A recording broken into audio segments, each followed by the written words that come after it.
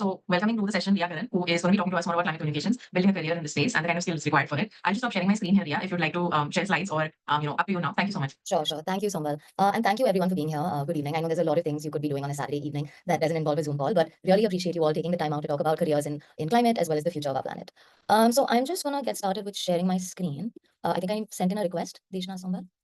Okay, Should perfect. work. Yeah. All right, and just let me know when you can see that pull up. Can see. Yeah, works. Okay, great. So of course, today I will be talking to you about climate comms in specific and how you can really forge your way into a career in this path. Before we dive into it, just a quick agenda of what I will be covering today. We'll quickly give you an intro into myself, my background. I'll talk a little bit about my organization purpose as well, and the kind of work we do. I also want to start from ground zero and really establish what really is climate communications, and then walk you through what a day in our life looks like. I want this to be as illustrative as possible, so I'm going to use a lot of examples to really bring this to life for you. And then we'll shift gears a little bit. We'll talk about what skills you can develop and what entry points you can look at in case you are interested in a career of this sort. And then I'd love to talk to you a little bit more about some specific case studies from our work. That I feel very passionately about and should also give you a better idea of what we do in this space. And then we'll open hopefully the last 10 to 15 minutes we can save for Q&A.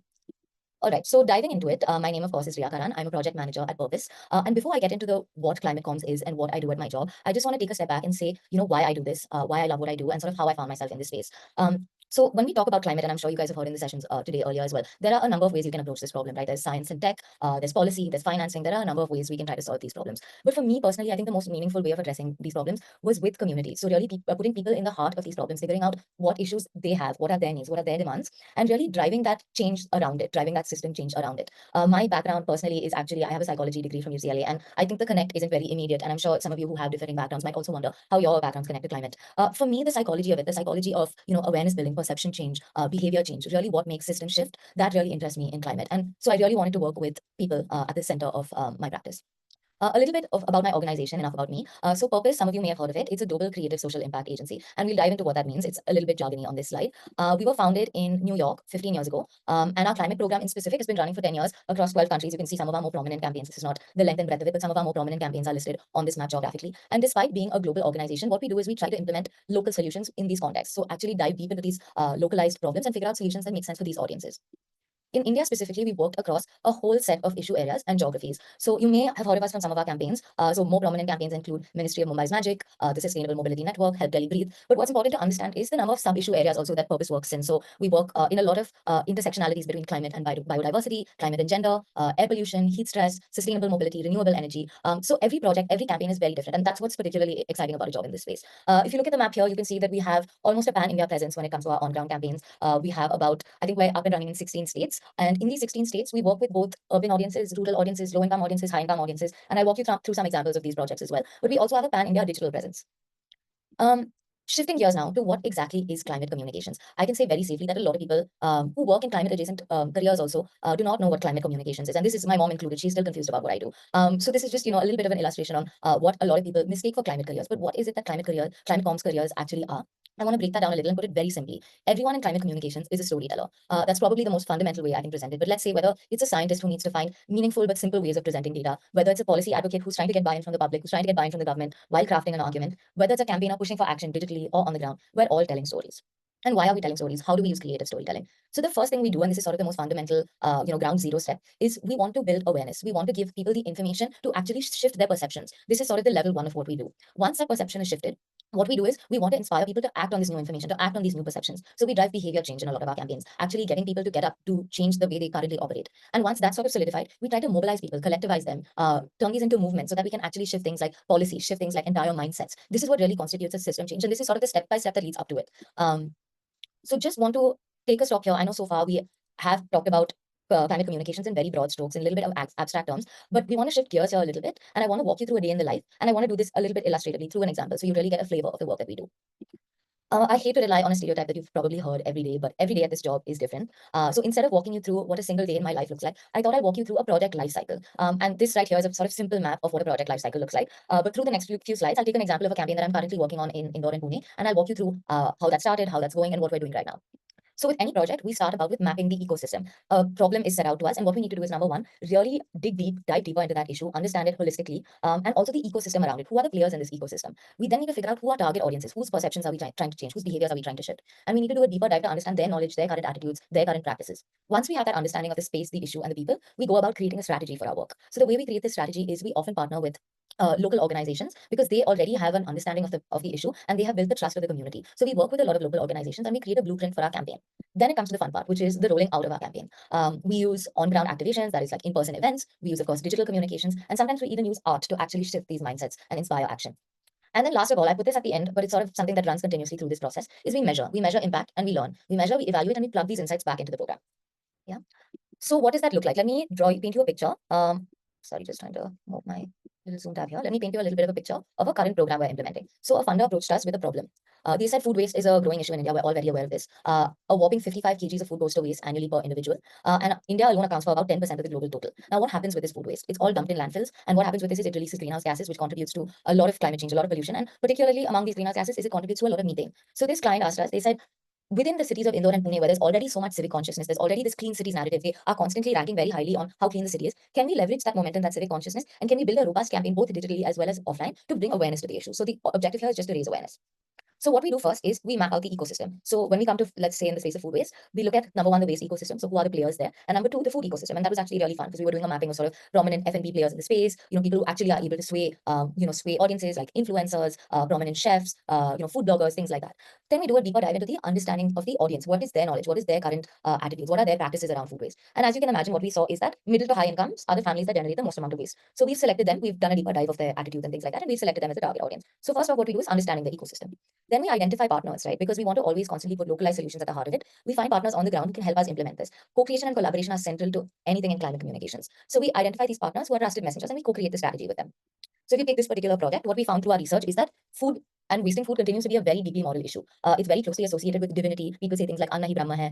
It's also closely associated with sin. People put a black mark against your character. From the time you're young itself, you hear, don't waste food. People on the streets are going hungry, things like that. So it's a very large, insurmountable problem which is treated with a lot of seriousness, which, we wanted to move away from that and approach the problem in a fun, lighthearted manner. And the reason for this was twofold. Number one, the constant, deeply moral and serious connotations make people stray away from talking about the issue. And number two is we wanted to bring in younger audiences. As you know, today, a lot of people order on Swiggy, a lot of people order on Zomato, a lot of people go out and eat. This is an increasing thing that, younger audiences do. So we wanted to cater to these audiences who are oftentimes visiting these establishments, ordering out, often wasting food. So we decided to build an offline and digital campaign. So what this looks like, this is just an example where we've used digital and offline, but I'll show you another example where we use art. So you can see here, because we're looking at, educated middle to high income urban audiences, we did adopt Instagram as a technique. If you look at on the right here, we have a very tongue-in-cheek one of our collaterals that we posted just to give you a flavor. We've also run a number of awareness sessions. We're going to be doing a Master Chef themed mystery box challenge, a book along. So this, because of the sort of sub-issue area within climate was food, we've had the opportunity to play around a lot with it and, take this in a very lighthearted way. You'll see another example where we're working with government, where we're working to shift policy. We cannot approach the same tonality. I just want to take 1 minute in playing this video. It'll give you a little bit of an idea of the tone of our campaign. ये अदरक मर गई है या अदरक की dead body रह गई है इतने सालों में आज तक इतना सा भी फेंका नहीं है खाना आप अपना सामान प्लान करके बनाते हो या फिर आप उसको स्पॉन्टेनियसली लेते हो प्लान मतलब सभी अगर नॉर्मली होम डिलीवरी ऑर्डर करती हूं सो आई हैव अ लिस्ट ये पूरा मेरे मेट के ऊपर रहता है उन्होंने जो ऑर्डर किया मैंने वो चीज फुलफिल कर दी दैट्स इट आपके फ्रिज में क्या क्या सामान होगा क्या मैं स्पेसिफिक कर सकता हूं वेजिटेबल्स है दूध है मलाई है मेरे फ्रिज में हमेशा आपको बॉइल्ड आलू मिलेंगे ग्रेवी मिलेगी घी होगा आटा गूथा हुआ होगा आई थिंक कुछ लेमन्स होंगे पुराने एक कोका कोला हो सकता है एक पुराना पीनट बटर हो सकता है तो देखिए फ्रिज में क्या लुक तो ये अदरक मर गई है या अदरक की डेड बॉडी रह गई है बड़ी आपकी डेड बॉडी अदरक में सामान है दिस इज इट एक्सपायर हो सकता है नहीं नहीं हो गया अरे धनिया टर्न का तो नहीं धनिया का थोड़ी मेकिंग बदल जाएगा ये कौन केस लेवल है आपका इससे कुछ नहीं करने वाला this is bad this is no use ये आई डोंट थिंक आपको याद भी होगा बट चिली पनीर परसों लाए थे हम लोग और मैंने सोचा था कि दूसरे दिन निकाल दूंगी लेकिन पीछे चला गया और मुझे दिखा नहीं All right, I'm just going to stop there. I think you get an idea of the tonality of this campaign and how we can sort of toy around, play around with it because of the audience we're working with. But every campaign is very different. Sometimes you need to put yourself in the shoes of communities, that you may not have, full idea of how their lives work, what they value, things like that. So everything we do is inside-led. That's why we do a ton of research before we step into any context. And then last in the sort of project timeline, we do a lot of monitoring and learning. This is something we try to do as a continuous process and constantly plug our learnings back in. But at the end of the program is really when we take stock. So both quantitatively as well as qualitatively, how did that program go according to the outcomes we were trying to achieve? And how can these learnings be applied to future versions of this program as well as other programs at large, right? So that's a little bit about the journey of our project or, many days in the life of what I do. I'm going to shift gears a little bit and talk to you about what skills you can develop, what interests you can sort of hone in order to enter into this space. Because I've been talking for a while, I'll just pause. If you guys want to either unmute, drop in the chat, whatever you're comfortable with. If you're okay with turning on video also, that's great.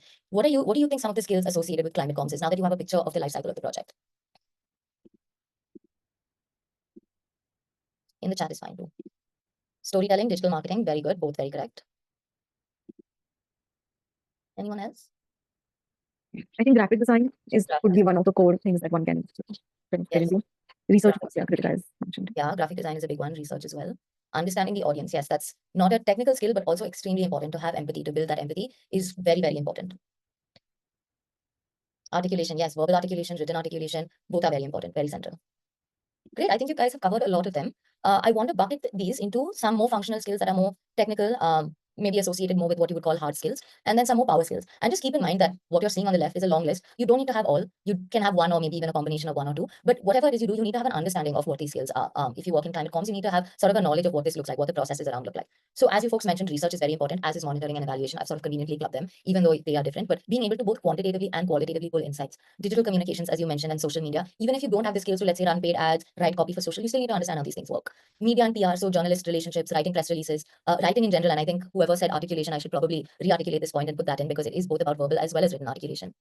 Graphic design, I'm not a designer myself. I would struggle if someone gave me, paints or even the Illustrator tool, but it's good to have an understanding of how these things work. And on the right, we have empathy, as you said, the ability to understand audiences, to place yourself in the shoes of someone else. It's not always that you get to, like right now in the campaign I showed, it was urban educated audiences, but a lot of times you need to be able to figure out what other people value. Collaboration. In climate comms, you don't just collaborate within your organization, you collaborate outside of it, right? You need to find partners on the ground. You need to find ways of working that work for both of you. Adaptability and dynamism. This is a big one. You need to be able to think on your feet. Problems today are growing at a faster rate than we are able to solve them. So you need to be able to pivot, to be thinking quickly. Creative thinking, the ability to think outside the box. Now, I don't know how to use paints and Illustrator, but I still think that I can think creatively and out of the box.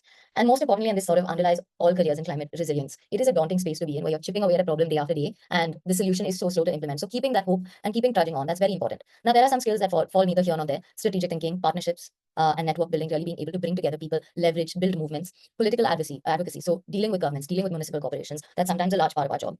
And program management, the ability to see big picture things, to bring a lot of people together. Yeah. So I do see some questions on the chat. I will take them at the end once I've wrapped up. Yeah. So how can you get started? Number one, identify which skill, which of these technical skills resonates with you, and then hone that skill, develop that skill, sign up for courses to help you refine it. Now, I don't want to, that's of course the obvious answer to sign up for courses. I want to leave you with more things that you can do in your day-to-day.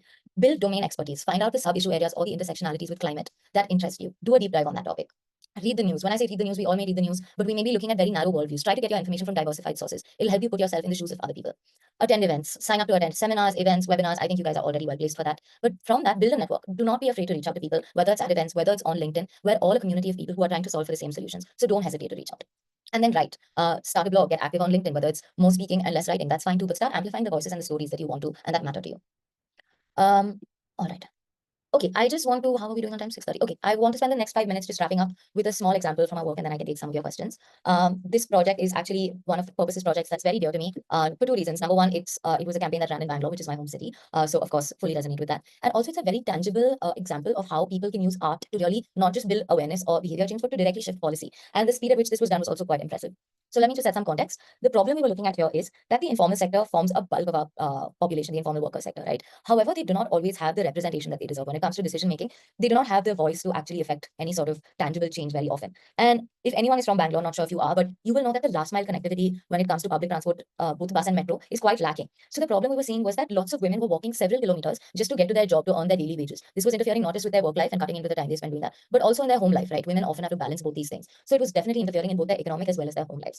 What we did is we identified from all of these women a group of 200 informal sector women. We formed this cohort of women, and with them we ran research in these areas of what are the gaps in last mile connectivity, what are the routes that are not currently accessed. We worked very closely with an organization in mobility who helped us identify these gaps. Once we identified these gaps and found some bus routes, we built, if you look on the bottom left here, we built this art installation which was a traveling bus stop, and this traveling bus stop went to several locations in the city. And we had people from the community actually come. If you look on the top left, they are actually coming and voting for the bus routes that they want to unlock, right?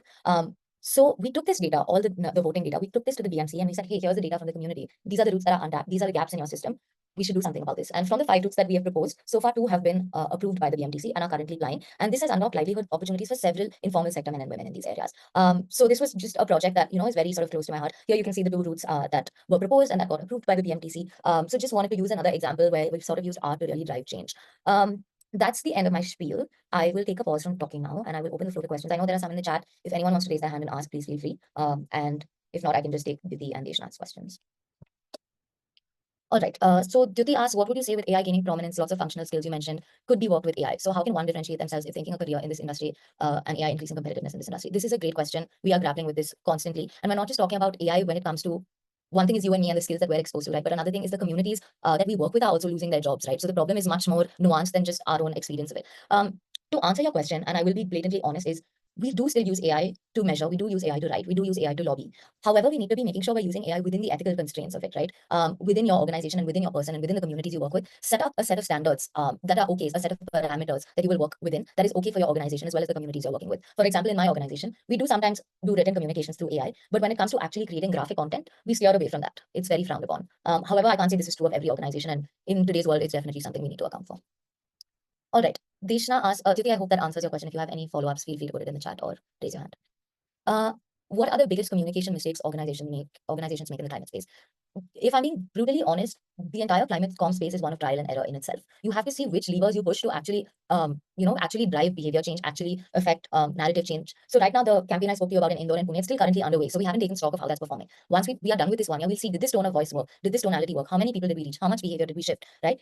And so I want to be quite blunt in saying that the space in itself is a lot about seeing which levers you need to push. And I think funders also understand that. What I would say about this space at large and why the space at large and how there are gaps in this is funders often don't fund programs for long enough time. They'll come and do a pilot program for 1 year and they leave. They'll fund something else. They'll come and do another pilot program, fund something else. But when you're talking about behavior change, narrative change, and an actual shift in systems, that takes many years with communities, right? So I think that's a sort of a rut that the space is seeing and a mindset shift that needs to take place. All right. How do you suggest we build, we could communicate? Sorry, I don't know why I can't read Saturday evenings. Could communicate without using buzzwords about climate change and sustainability to school children in tier 2 cities like Varanasi, where they are not exposed to terms like this? That's a great question. And I should dig through the archives if Purpose has done. They have done a lot of youth-led movements and things like that. What we find is you take trusted messengers, influencers in every community, whether it's a digital influencer, whether it's a celebrity, whether it's someone in the town, in the villages. In fact, in Indonesia, we're also working with faith leaders, religious leaders. In the event where you can't get through to an audience, you figure out a middle ground. You work through these sort of trusted messengers to simplify the language, distill it in a way that's meaningful to them, that makes sense to them, right? Because as the gap between me and someone, a younger student in Varanasi is going to be a bit large. I've been working in this space for a while. So there is this concept of jargon that will be lost on them. So really identifying middle ground through people is a great way to sort of simplify and communicate messages to people.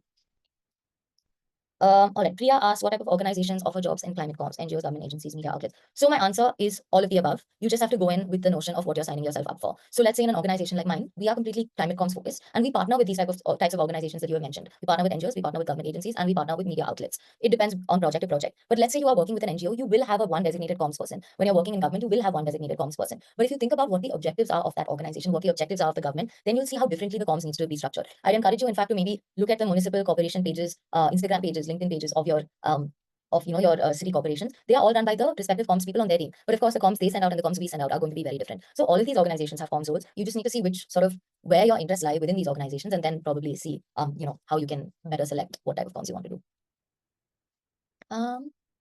Any more questions? Also open to thoughts, comments, just people sharing how they feel about climate comms, about the examples. Anything? Is there an intersection area in time where we can relatively see the impact of our work faster than others as climate comms professionals? From the knowledge I have, it takes a few months to years, but are there fields where work sort of gets done faster? Definitely. I feel like if you think of things like, let's say, this project in front of me that I'm showing right now, this one, this is a case of mobility. With mobility, decisions are sort of quicker to be made. Even with things like conservation, biodiversity, decisions can be made quicker. But when it comes to people, livelihoods, things like that, I found that governments are very slow to act. Even from the behavior change side, things are very slow to act as well. But Induja, it's a very it really depends on the context and the geography in which you're working in. Of course, some audiences are quicker to move. Younger audiences, for example, are quicker to move. Some states are quicker to move. Things like that. So it really depends on a lot of things. Any other thoughts, comments? How do you guys feel about the examples? I think I don't see any more questions in the chat, Ria, but just wanted to take a moment to say thank you so much for taking out the time on a Saturday. Just like everybody else here, of course, but we really appreciate you doing this sort of deep dive and giving so many really relevant and timely examples as well. I think it makes the session even more engaging and much more relatable for everyone. Yeah. Thank you so much. And thank you, everyone. Feel free to connect if you have any other questions down the road. And yeah, have a great rest of your evening. Thank you. See you.